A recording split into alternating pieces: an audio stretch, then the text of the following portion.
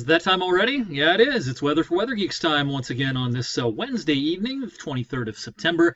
The weather, of course, remains overall very, very quiet. We've had a quiet couple of months, ever since June, where we had several episodes of severe weather and a lot of rain, of course.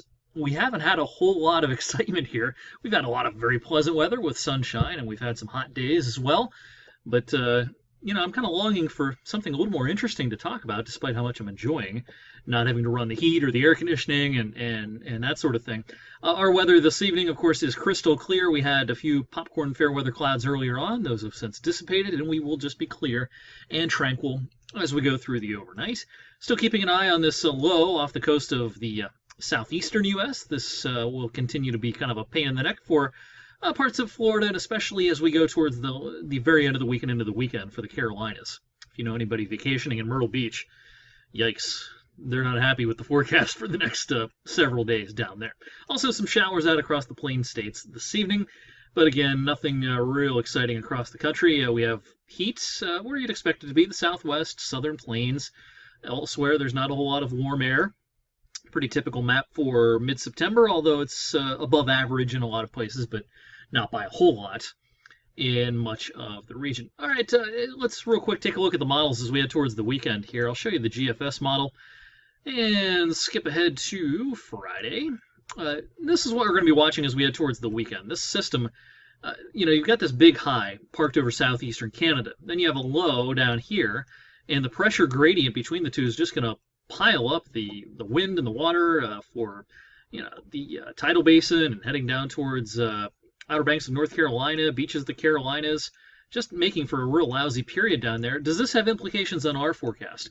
I do think that starting Friday afternoon, we're going to notice more clouds. I think there will be a shield of high clouds that gets up to about here Friday afternoon. There'll be high clouds. There'll be some milky sunshine filtered through those clouds.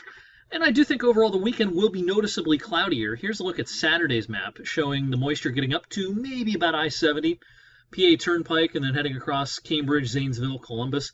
I don't think we see rain up here, but I do think Saturday turns out to be a fairly cloudy day across the Mahoning and Shenango valleys. Here's a look at Sunday. The GFS would have you believe that maybe there's a renegade shower trying to sneak in. Not really buying that at this point. But again, I do think Sunday is a cloudier day. And then a real quick peek at Monday here. Any threats for moisture probably out of here, although it may still be kind of cloudy. And of course, Sunday evening is the total lunar eclipse. Read all about it on ericwfmj.com. Going to keep a close eye on this product. This is the cloud forecast off the GFS model, same model I just showed you. Now, of course, if you're into the weather, there's a lot of models out there, but I can only show you the GFS graphically this far out. Can't show you the European due to copyright stuff. But anyway, here's the GFS Sunday evening. This is this morning's run showing a lot of clouds around at eclipse time. Now, this afternoon's run showed not as many clouds. We've got our work cut out for us as far as the forecast for the eclipse Sunday evening.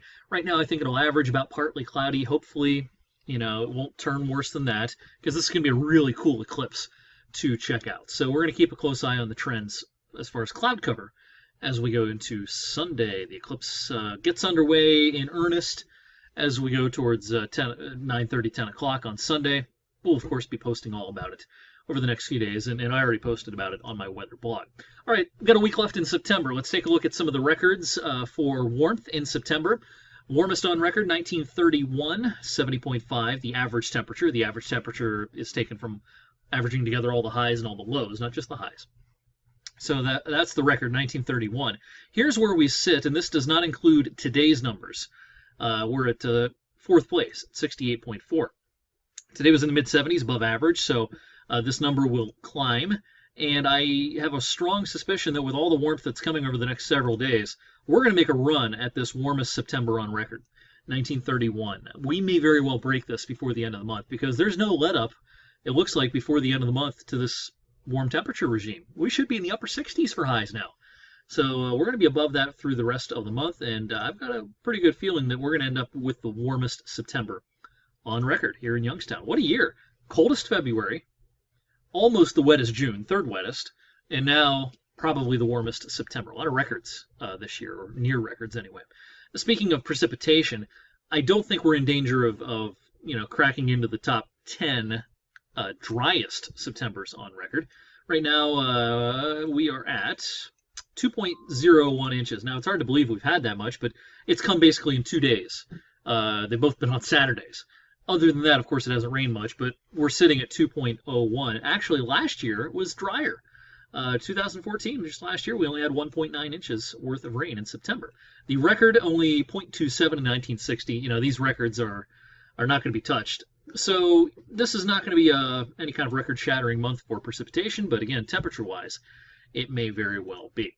Well, while we're on the subject of precipitation, I've been talking about how October is likely to see this pattern continue. It's likely to be a warmer than average October. What about the rain? The climate models have definitely trended towards a drier and drier month. They were advertising as recently as a week ago we may be a little above average in October, but now the models are really hinting at a big dry area in the Northeast and perhaps back to the Ohio Valley.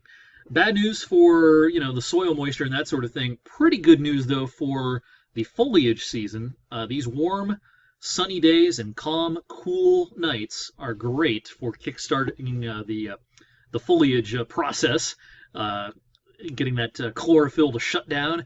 And, of course, the lack of wind and the lack of rain keeps the leaves on the trees longer. So I think we're going to have a really nice foliage season this time around. We'll peak probably between the 15th and 25th of October. Thanks for watching tonight's weather for Weather Geeks.